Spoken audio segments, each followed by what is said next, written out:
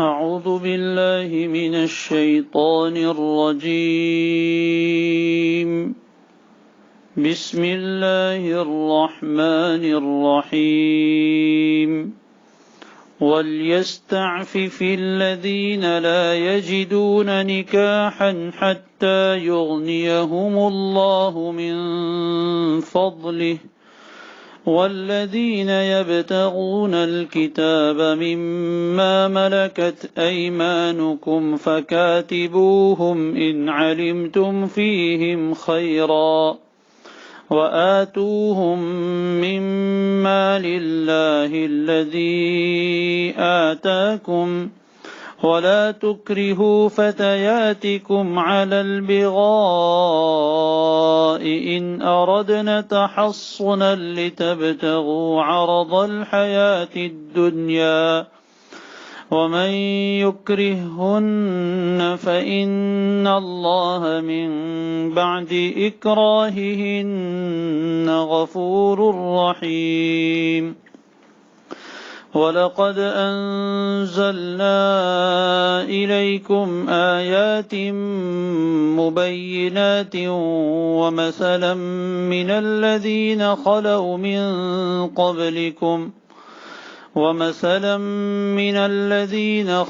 مِن قَبْلِكُمْ وَمَوْعِظَةً لِلْمُتَّقِينَ. صدق اللہ العظیم.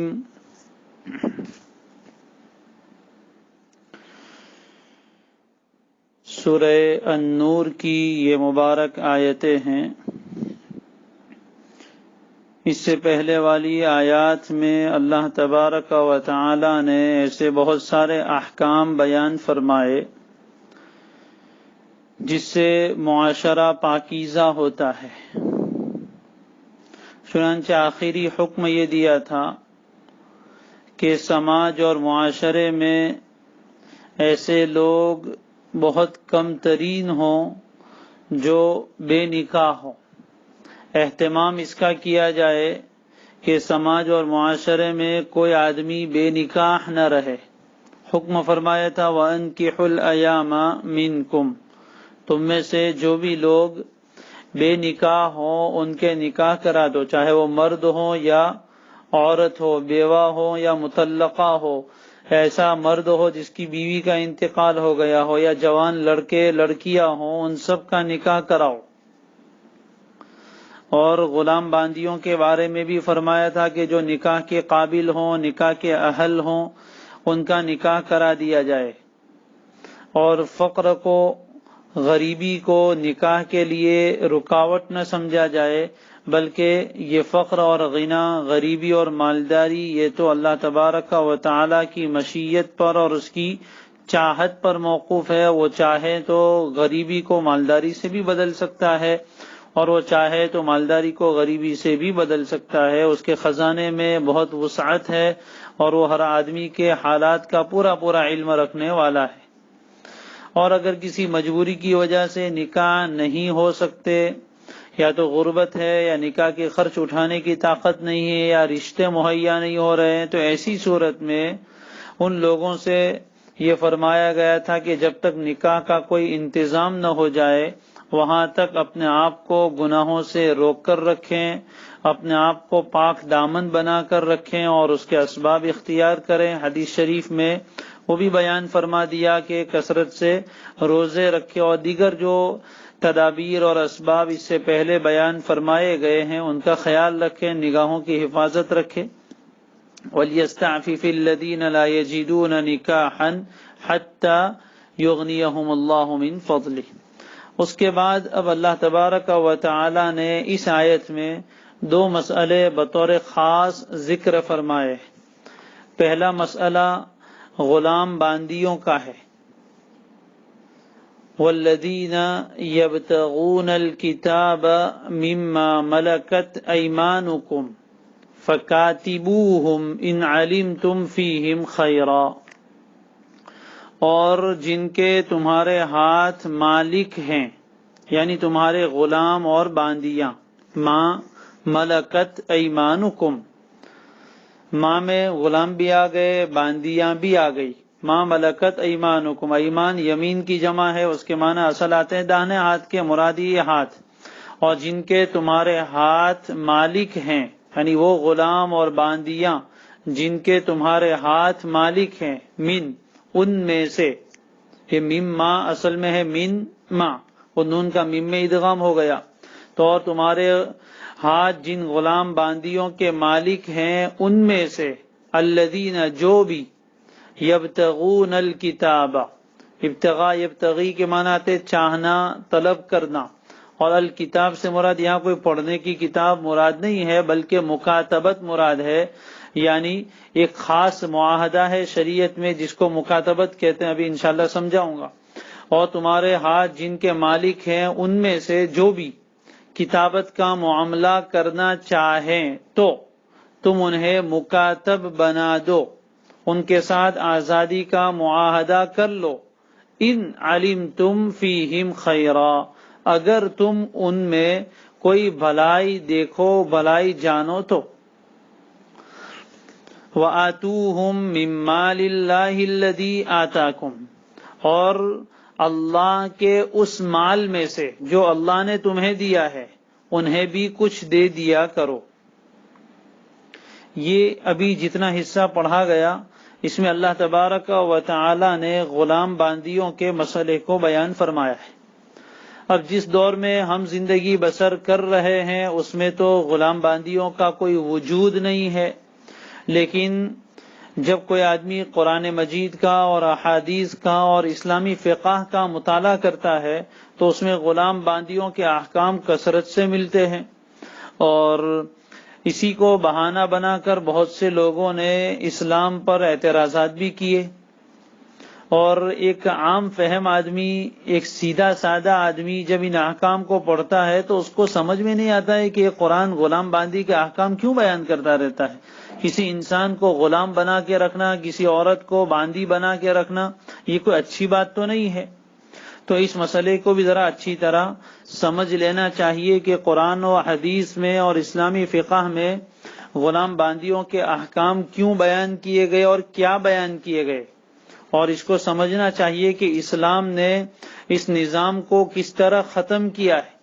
عام طور پر جب یہ احکام آتے ہیں تو لوگوں کے ذہن میں یہ بات آتی ہے کہ گویا اسلام غلام باندیوں کے سلسلے کو اور زیادہ بڑھاوا دیتا ہے اور اس میں یہ سب احکام ہے، حالانکہ بات ایسی نہیں ہے۔ اسلام کی تعلیمات کو اگر آپ غور سے دیکھیں اور سمجھیں تو پتہ چلے گا کہ اسلام نے تو انسانوں کو آزادی کی تعلیم دی ہے۔ یہ احکام اس لیے بیان کرنے پڑے کہ جس دور میں قرآن مجید کا نزول ہوا اور نبی اکرم صلی اللہ علیہ وسلم جس زمانے میں تشریف لائے اس وقت دنیا کا ماحول کیا تھا وہ ایک دیکھنے کے قابل چیز ہے، اس کے بغیر یہ چیزیں سمجھ میں نہیں آتی۔ تو وہ دور ایسا تھا، وہ زمانہ ایسا تھا جب کہ عرب میں بھی، جہاں حضور اکرم صلی اللہ علیہ وسلم تشریف لائے، عرب میں بھی اور عرب کے علاوہ دنیا کے دوسرے ملکوں میں بھی غلام باندیوں کا چلن بہت عام تھا، باقاعدہ بازار تھے جس میں انسانوں کی یعنی غلام باندیوں کی خرید و فروخت ہوتی تھی۔ جس طرح دنیا میں آج کل گاڑیاں بکتی ہے اور سبزیاں بکتی ہے، اس طرح اس زمانے میں غلام باندی بھی بیچے جاتے تھے۔ تو یہ معاشرہ اور اس وقت کا جو ماحول اور سماج تھا وہ ایسا تھا کہ اس میں غلام باندیوں کی بہتات تھی اور بہت کثرت تھی، ہر جگہ، صرف عرب میں نہیں، ہر ملک میں، دنیا کے ہر جگہ پر اس طرح کا سلسلہ اور رواج چل پڑا تھا، اگرچہ وہ ظالمانہ تھا۔ اب سوال یہ کہ غلام باندی آتے کہاں سے تھے؟ انسان تو سب ماں کے پیٹ سے پیدا ہوتے ہیں اور آزاد پیدا ہوتے ہیں، یہ لوگ غلام باندی کیسے بن گئے؟ تو عام طور پر علماء فرماتے ہیں کہ اس زمانے میں غلام باندیاں تین طرح کے ہوا کرتے تھے۔ نمبر ایک، کچھ ظالم و جابر لوگ ہوا کرتے تھے، اپنی طاقت کے بلبوتے پر کچھ کمزور اور غریب لوگوں کو زبردستی غلام بنا دیتے تھے۔ ہوتے تو تھے وہ آزاد آدمی لیکن وہ کمزور ہوا کرتے تھے، اس لیے وہ نہتے تھے، کمزور تھے، اس لیے ان کو اٹھا کر لے گئے اور اپنا غلام باندی بنا کر کسی جگہ بیچ دیا۔ اب دوسرے آدمی نے اس کو صحیح میں غلام باندی سمجھ کر خرید بھی لیا، دوسرے آدمی نے صحیح میں اس کو غلام باندی سمجھ کر خرید بھی لیا۔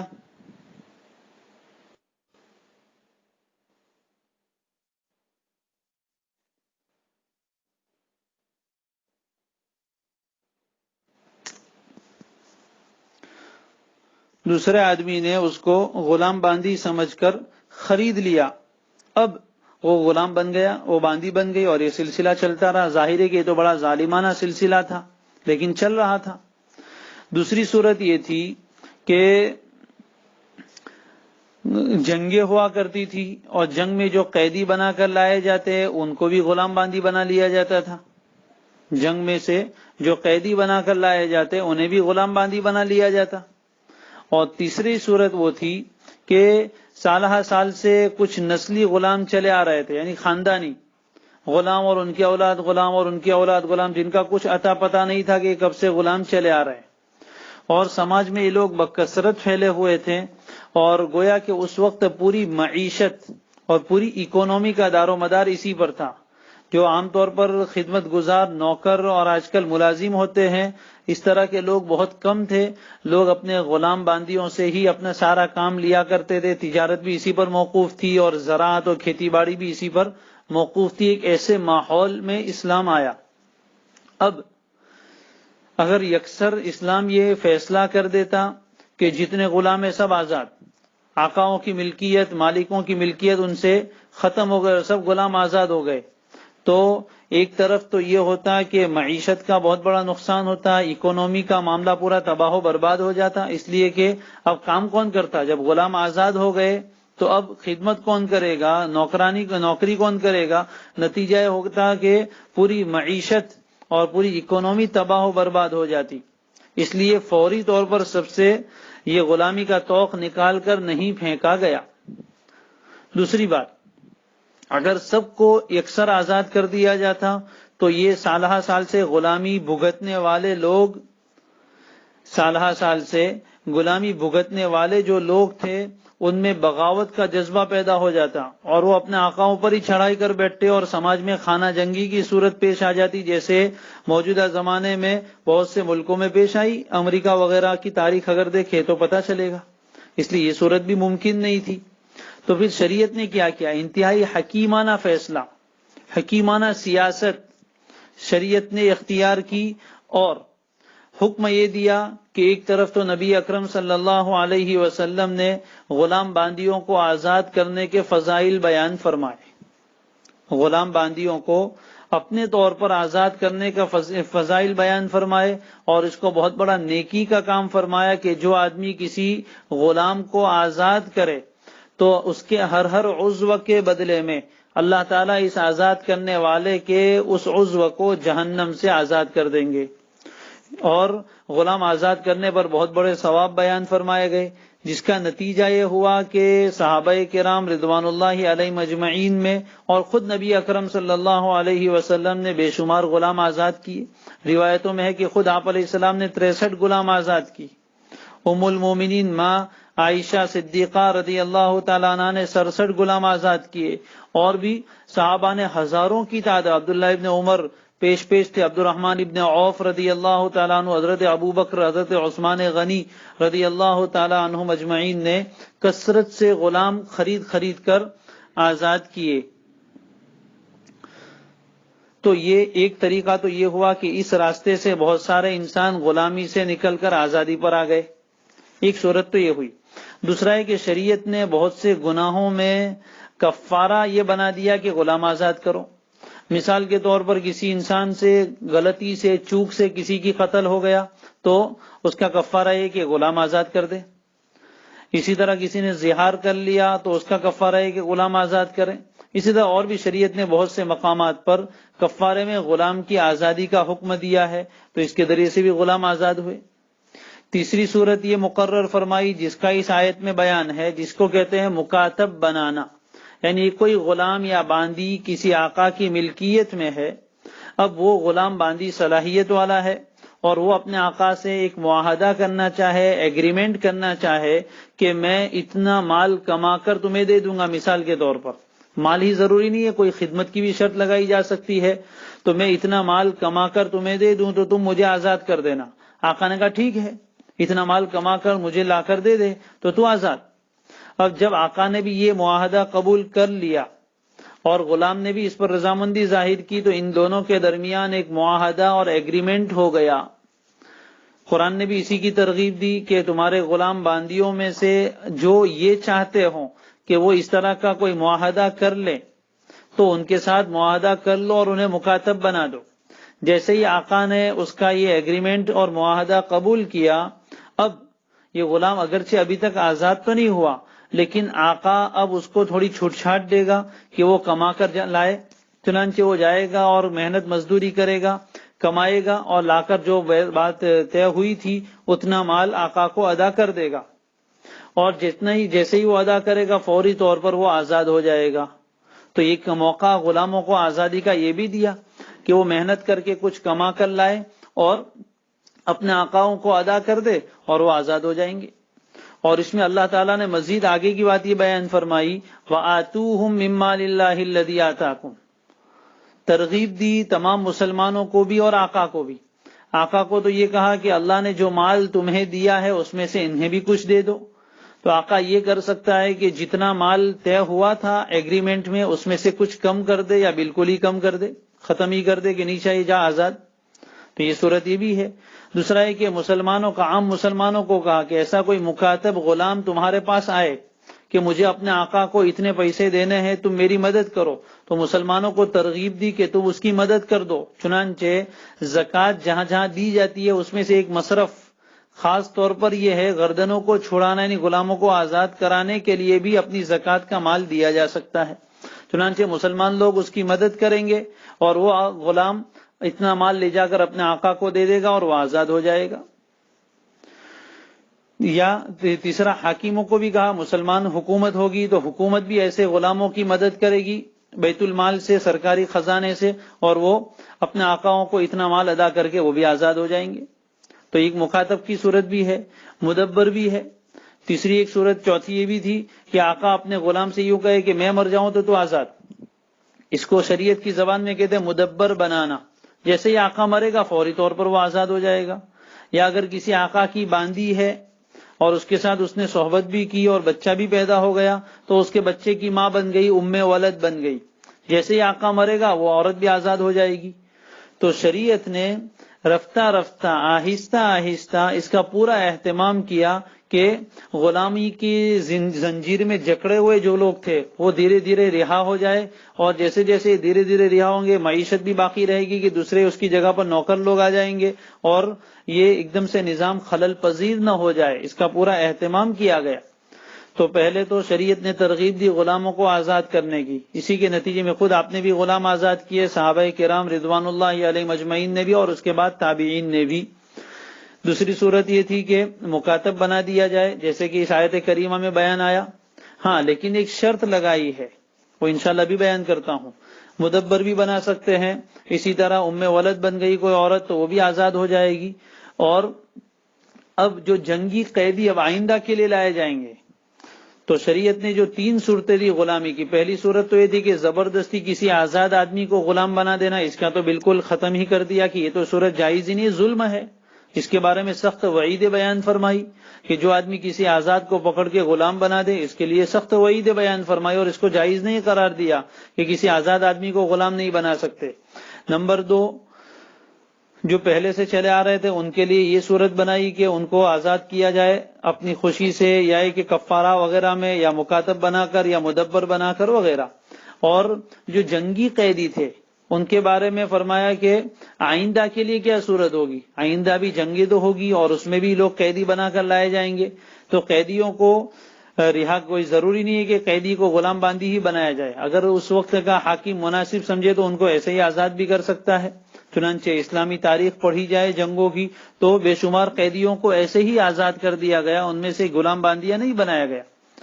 اسی طریقے سے اگر ان کے قیدی پکڑے گئے تو مسلمانوں کی بھی جنگ ہوگی تو ان کے بھی کچھ لوگ قیدی بنا کر لے جائے جائیں گے، تو اس کا تبادلہ ہو جائے، ایکسچینج ہو جائے کہ ان کے قیدی کو چھوڑ دیا جائے اور اپنے قیدی کو چھڑوا لیا جائے، تو اس صورت میں بھی غلامی ختم ہو جائے گی۔ چنانچہ اسی کا نتیجہ ہے کہ آج دنیا میں غلامی کا نام و نشان ختم ہو گیا، الحمدللہ۔ تو اسلام نے یہ بہترین نظام بنایا غلامی کے سلسلے کو ختم کرنے کے لیے۔ آیت کریمہ میں یہی بیان فرمایا والذین یبتغون الکتاب مما ملکت ایمانکم، اور وہ غلام باندیاں جن کے تم مالک ہو ان میں سے جو بھی لوگ بدل کتابت دے کر آزاد ہونا چاہے تو فکاتبوہم، تم انہیں مکاتب بنا دو۔ یہ حکم وجوبی نہیں ہے بلکہ استحبابی ہے، یعنی حکم تو ہے کاتبوہم، ان کو مکاتب بنا دو، لیکن آقا کے ذمہ لازم نہیں ہے اس کو مکاتب بنانا، اس لیے کہ آگے شرط آئی ان علمتم فیہم خیرا، اگر تم ان غلام باندیوں میں کوئی خیر اور بھلائی جانو تو پھر انہیں آزاد کرو۔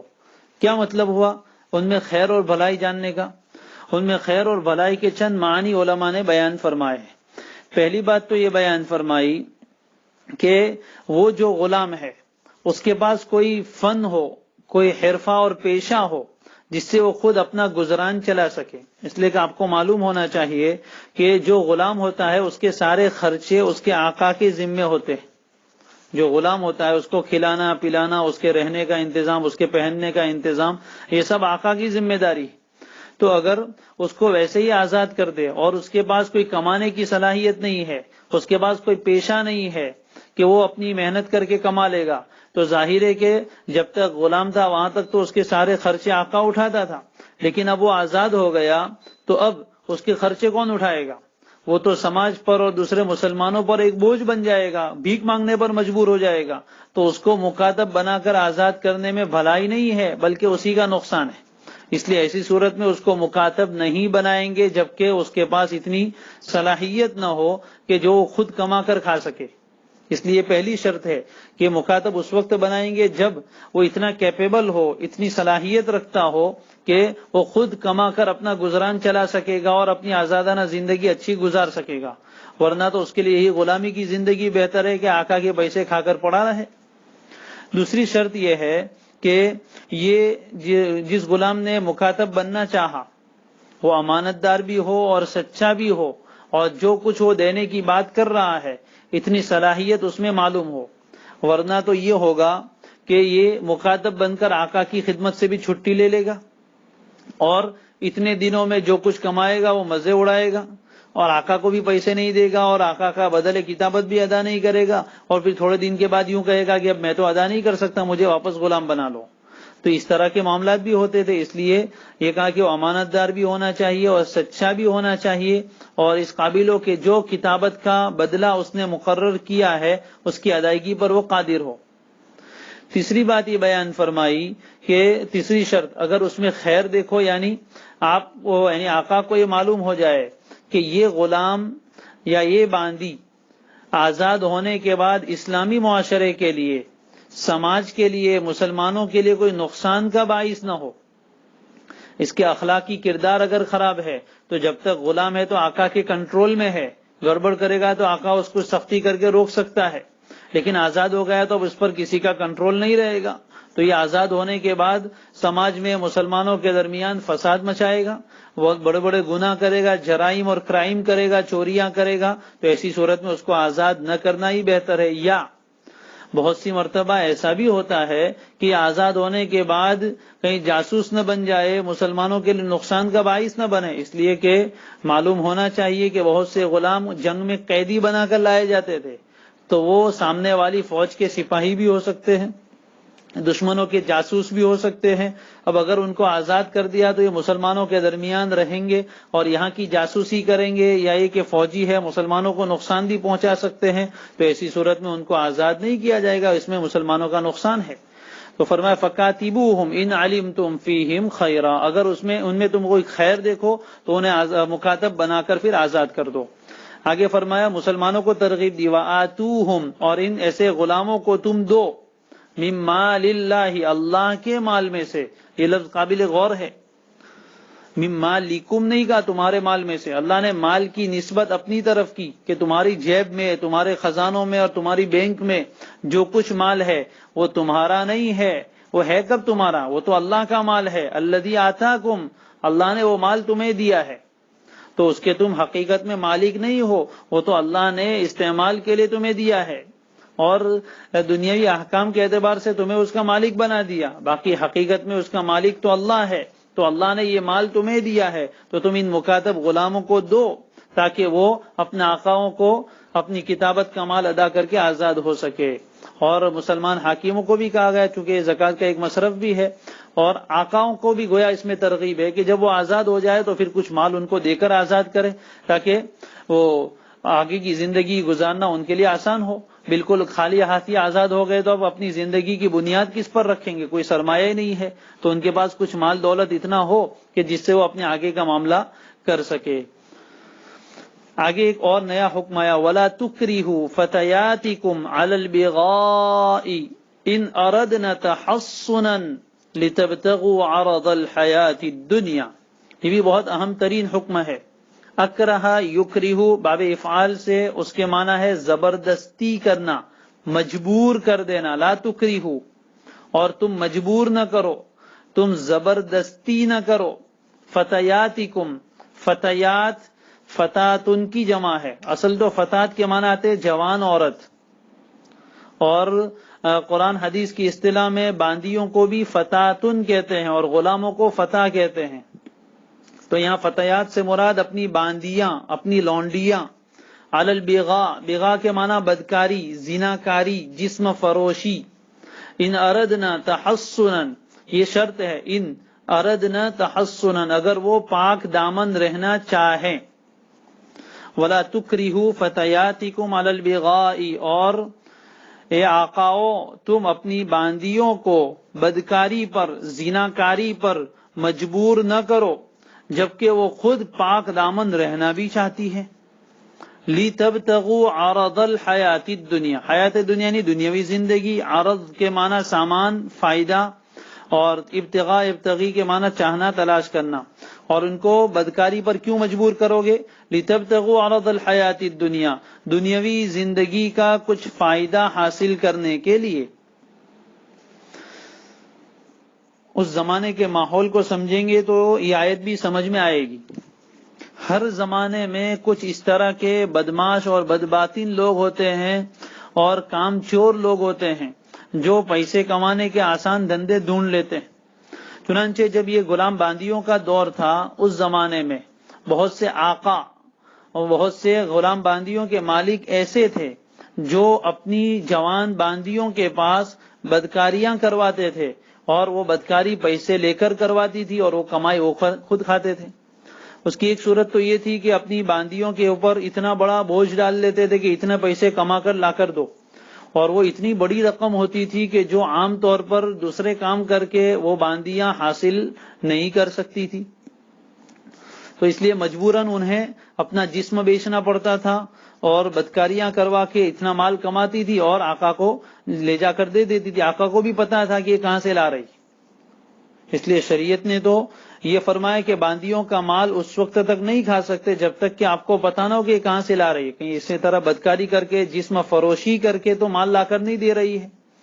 تو بہت سے لوگ ایسے تھے کہ جو اپنی باندیوں کو اس طرح، یعنی اس زمانے کے سماج میں جو بدکاری کا چلن تھا اس کی کئی صورتیں تھی۔ کچھ تو ایسی غلام باندیاں تھی جو آزاد ہو جاتی تھی اور آزاد ہونے کے بعد ان کے پاس اپنا گزران چلانے کے لیے کچھ نہیں ہوتا تھا، تو وہ اس طرح کا کام کرتی تھی کہ مشہور ہو جاتی تھی اور کئی مردوں کے ساتھ اپنا تعلق قائم کر لیتی، جس کو وہ زمانہ جاہلیت میں ایک نکاحی سمجھا جاتا تھا کہ ایک عورت کئی مردوں کے ساتھ اپنا نکاحی تعلق قائم کر لیتی، باری باری سب آتے تھے اور اپنی ضرورت پوری کر کے جاتے تھے۔ اگر بچہ پیدا ہو جاتا تو وہ جس کی طرف منسوب کرتی وہ اسی کا ہو جاتا۔ شریعت نے اس نکاح کو بھی ختم کیا کہ یہ طریقہ جائز نہیں، ایک عورت کا ایک ہی شوہر ہو سکتا ہے، ایک سے زیادہ شوہر نہیں ہو سکتے۔ یہ بھی زنا کی ایک صورت تھی۔ دوسری صورت یہ تھی کہ اس طرح کی باندیوں کو آقا باقاعدہ جسم فروشی کے لیے بٹھاتے تھے، اور روایتوں میں ہے کہ ان کے لیے ایک جگہ خاص کر دی جاتی تھی اور ان گھروں پر جھنڈا لگایا جاتا تھا مخصوص، اس کو دیکھ کر ہر ضرورت مند آدمی یعنی ہر گناہ کا خواہش مند سمجھ جاتا کہ یہاں اس طرح کی عورت رہتی ہے. جیسے آج کل بھی دنیا میں بہت سارے ایسے بازار ہے کہ جہاں ایسے لوگوں کو پتا ہوتا ہے کہ وہ بازار کہاں ہے. جس کو اپنی خواہش پوری کرنی ہو وہاں جاتا ہے اور پیسے دے کر اپنی خواہش پوری کر کے آ جاتا ہے. تو اس زمانے میں بھی کچھ آقا ایسے تھے کہ جنہوں نے اپنی باندیوں کا گویا ایک چکلا بنا رکھا تھا اور اس طرح کا بازار بنا رکھا تھا جہاں جا کر لوگ بدکاریاں کرتے تھے. چنانچہ روایتوں میں ہے مدینہ منورہ میں رئیس المنافقین عبداللہ ابن ابی جو زمانہ جاہلیت کا بہت عزت مند آدمی سمجھا جاتا تھا. روایتوں میں کہ نبی اکرم صلی اللہ علیہ وسلم کے ہجرت کر کے تشریف لانے سے پہلے مدینہ کے لوگ اس کو اپنا سردار بنانے والے تھے. یعنی اس قدر وہ معزز آدمی تھا زمانہ جاہلیت میں. اس کی باندیاں تھی، ایک روایت میں کہ 2 باندی اور ایک روایت میں کہ 6 باندیاں تھی جن کے پاس یہ بدکاریاں کرواتا تھا. اس کا گویا ایک چکلا تھا جس پر جا کر لوگ بدکاری کرتے تھے. ان میں سے ایک باندی مسلمان بھی ہو گئی جس کا نام معاذہ بتایا جاتا ہے. اس نے اس کام پر اعتراض کیا کہ میں اپنا جسم نہیں بیچوں گی اور میں اس طرح کی بدکاری کر کے نہیں دوں گی، جس کے نتیجے میں اس ظالم نے عبداللہ ابن ابی ابن سلول نے اس پر ظلم کیا. نبی اکرم صلی اللہ علیہ وسلم کے پاس شکایت پہنچی. تو اس طرح کا معاملہ تھا کہ بہت سے لوگ اپنی باندیوں کے پاس جسم فروشی کر کے سماج میں اس طرح کی بدکاریاں پھیلا رہے تھے. اللہ تبارک و تعالی نے منع فرمایا وَلَا تُكْرِهُوا فَتَيَاتِكُمْ عَلَى الْبِغَاءِ، اور تم اپنی ان باندیوں کو، چاہے وہ جوان ہو یا بوڑھی ہو، لیکن بوڑھی کے ساتھ تو کسی کو رغبت نہیں ہوتی، اس لیے عام طور پر جوان ہی باندیوں سے ایسے کام لیے جاتے جبکہ وہ خوبصورت بھی ہو. اور تم اپنی باندیوں کو بدکاری پر مجبور نہ کرو. اس کا مطلب یہ ہرگز نہیں چونکہ وہ مجبور کرتے تھے اس لیے کہا گیا کہ مجبور نہ کرو. وہ اپنی رضامندی سے کرے تب بھی جائز نہیں ہے. باندی اگر اپنی خوشی سے یہ کام کرنا چاہے تب بھی اس کو اجازت نہیں ہوگی. لیکن یہاں چونکہ اس زمانے میں معاشرے میں اس طرح کا معاملہ زبردستی ہی ہوتا تھا اس لیے لا تکریہو کہا کہ مجبور نہ کرو اپنی باندیوں کو بدکاری کرنے پر، ان کو عار دلانے کے لیے کہ وہ تو باندی ہو کر ایسے کام کرنا نہیں چاہتی ہے اور تم آزاد ہو کے اس طرح کے بدکاری کے کام کرواتے ہو. ان اردنا تحسنا، اگر وہ پاک دامن رہنا چاہے، یہ بھی شرط ہے لیکن یہ شرط ہماری زبان میں یعنی علمی زبان میں اس کو کہیں گے قید اتفاقی ہے، قید احترازی نہیں ہے. یعنی یہ جو شرط لگائی ہے کہ اگر وہ پاک دامن رہنا چاہے تو ان کو مجبور نہ کرو، اس کا مطلب یہ نہیں کہ وہ پاک دامن رہنا نہ چاہے تو ان کو مجبور کر سکتے ہیں، یہ مطلب نہیں ہے. یہ چونکہ اس زمانے میں حالات ایسے ہی تھے کہ وہ باندی پاک دامن رہنا ہی چاہتی تھی پھر بھی ان کو مجبور کیا جا رہا تھا، اس لیے واقعہ جیسا تھا قید واقعی ہے، اتفاقی ہے کہ اس طرح کا واقعہ تھا، اس لیے اس کو بیان کر دیا کہ جب وہ خود پاک دامن رہنا چاہتی ہے تو تم ان کو بدکاری پر مجبور نہ کرو. اور کیوں ایسا کام کرتے تھے؟ لِتَبْتَغُوا عَرَضَ الْحَيَاةِ الدُّنْيَا، تاکہ تم لوگ دنیاوی زندگی کا کچھ فائدہ اور سامان حاصل کر لو، یعنی پیسے وغیرہ حاصل کرنے کے لیے اس طرح کے کام کرو تب بھی جائز نہیں، اور بغیر پیسے کے کرواؤ تب بھی جائز نہیں. لیکن چونکہ اس زمانے میں لوگ یہ کام پیسے حاصل کرنے کے لیے کرتے تھے اس لیے لِتَبْتَغُوا عَرَضَ الْحَيَاةِ الدُّنْيَا، یہ بھی قید اتفاقی ہے. اگر کوئی آقا یا کوئی آدمی کسی عورت کے پاس بدکاری ایسے ہی کرواتا ہے پیسے کے لیے نہیں تب بھی جائز نہیں، پیسے کے لیے کروائے تو اور زیادہ برا ہے کہ دنیا کے چند ٹوٹے کے لیے کسی کے جسم کو بیچ دینا اور اس کی عزت کو تار تار کر دینا انتہائی بری بات ہے.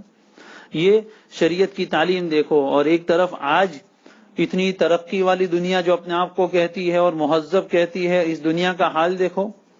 کتنی ہی مسلمان اور غیر مسلم عورتیں، چھوٹی چھوٹی جوان دوشیزائیں اس کام میں اپنے جسم کو بیچ رہی اپنا پیٹ پالنے کے لیے، اور باقاعدہ حکومت ایسی عورتوں کو لائسنس فراہم کرتی ہے.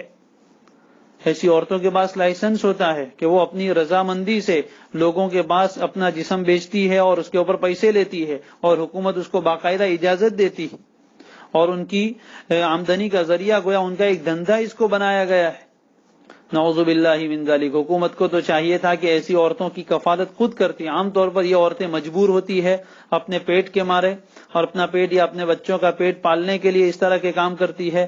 بہت افسوس کی بات ہے کہ سماج اور معاشرے کے کچھ ایسے بدقماش لوگ، بدمعاش لوگ ایسی عورتوں کی مجبوری کا فائدہ اٹھانے کے لیے اپنی شہوت پوری کرنے جاتے ہیں اور چند روپیوں کے بدلے میں، چند ہزار یا چند 100 روپیوں کے بدلے میں ایسی عورتوں کی عزت لے کر آتے ہیں، یہ ایک سماج کا بہت سیاہ باب ہے۔ اللہ تعالیٰ اس کی شریعت اس کی اجازت نہیں دیتی۔ اسلامی معاشرہ ہو تو اس میں ایسے چکلے کو اور اس طرح کے بازاروں کی کوئی وجود ہی نہیں ہو سکتا۔ اگر کوئی عورت ایسی مجبور ہے تو حکومت اس کی کفالت کرے گی۔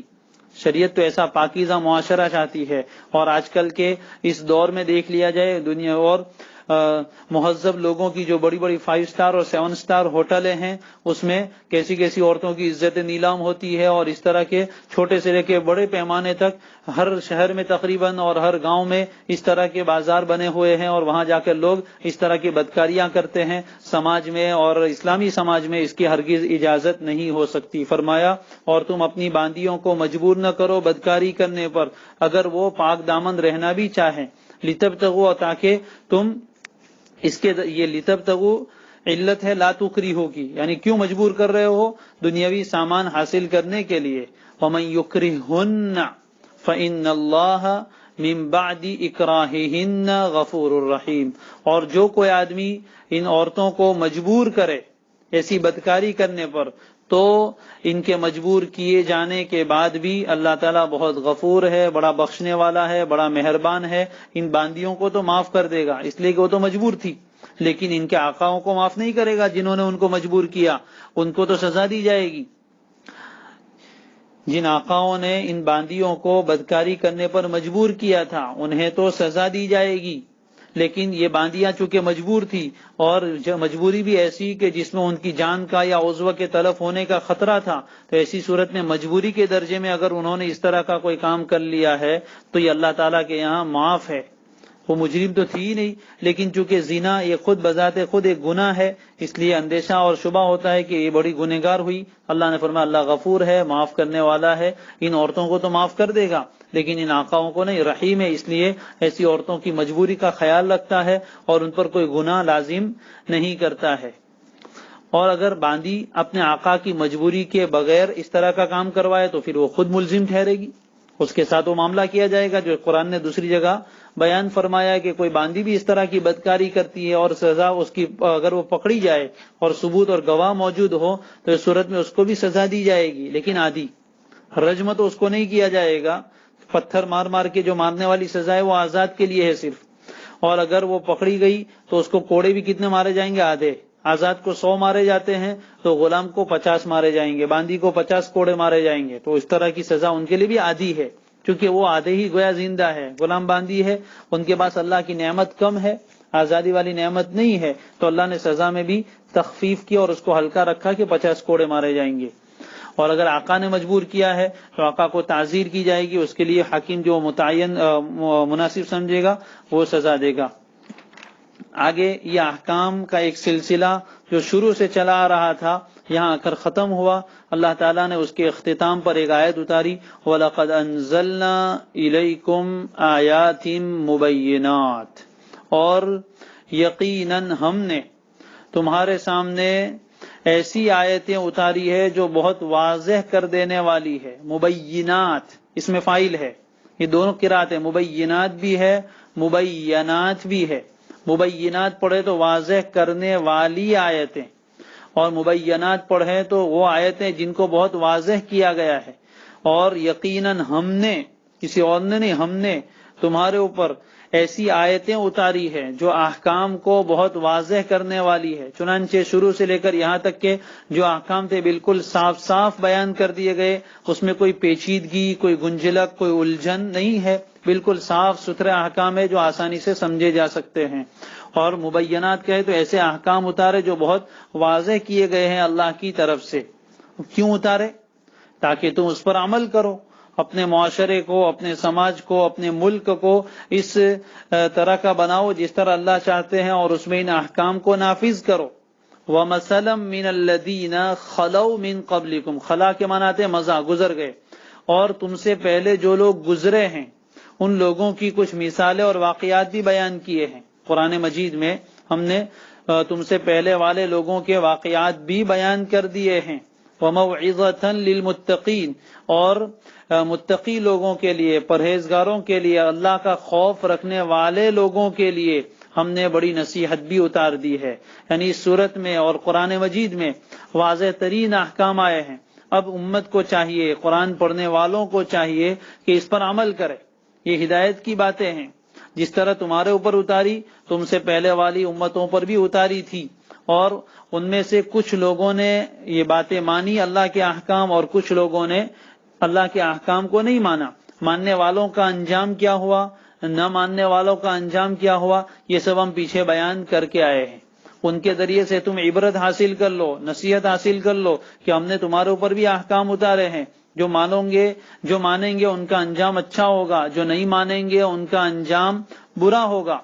جو مانیں گے وہ ہدایت پر آئیں گے، جو نہیں مانیں گے وہ گمراہی پر جائیں گے۔ وَمَثَلًا مِّنَ الَّذِينَ خَلَوْا مِن قَبْلِكُمْ کا ایک دوسرا معنی یہ ہے کہ تم سے پہلے جو لوگ گزرے ہیں ان کے جیسے کچھ واقعات بھی اس صورت میں اتارے۔ چنانچہ ام المومنین عائشہ صدیقہ رضی اللہ تعالی عنہا کا جو واقعہ پیچھے آیا، واقعہ افک، اسی جیسے واقعات قرآن میں اور جگہ بھی حضرت مریم کا واقعہ ہے، حضرت یوسف علیہ السلام کا واقعہ ہے، تو پچھلے لوگوں کے جو واقعات تھے اس کے جیسا ایک واقعہ افک کی صورت میں بھی بیان فرمایا ہے۔